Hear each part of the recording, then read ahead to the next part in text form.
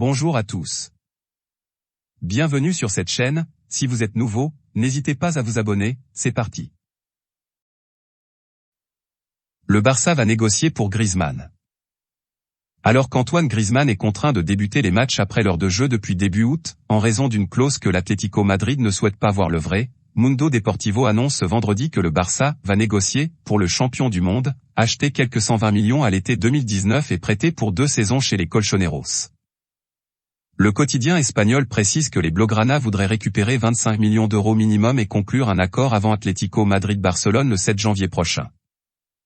Notre avis, en attendant, la situation reste compliquée pour Antoine Griezmann, surtout à moins de 2 mois du mondial. Kouassi n'exclut pas un retour à Paris.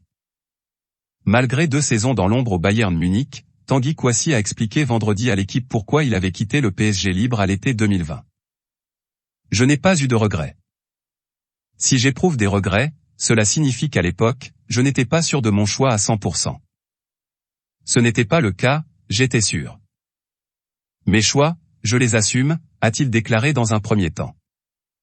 Car le défenseur de 20 ans n'a pas caché son objectif de revenir jouer un jour pour le PSG. Pour un enfant parisien, c'est toujours un objectif.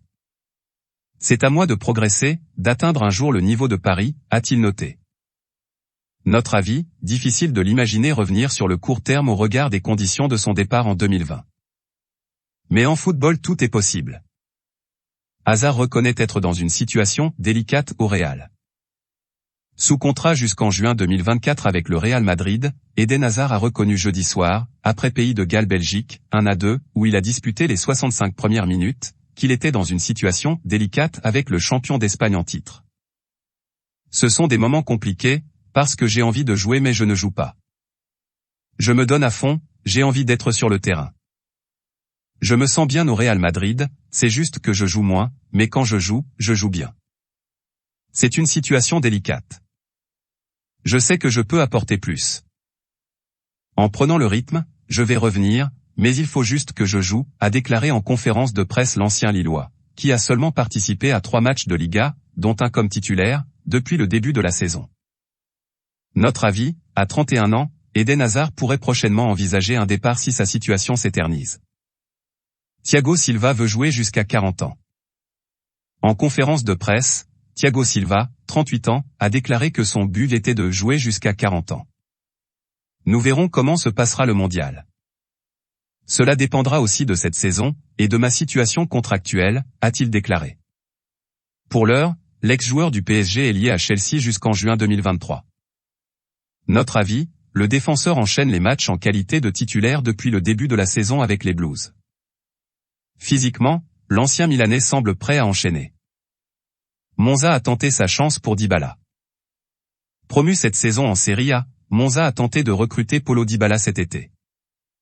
L'international argentin, libre de tout contrat après son départ de la Juventus, a finalement signé à l'AS Roma. Nous avons essayé de le convaincre mais c'était impossible du côté du joueur, a révélé Adriano Galliani à Sky Italia. Quant à Mauro Icardi, il n'a jamais été proche de Monza.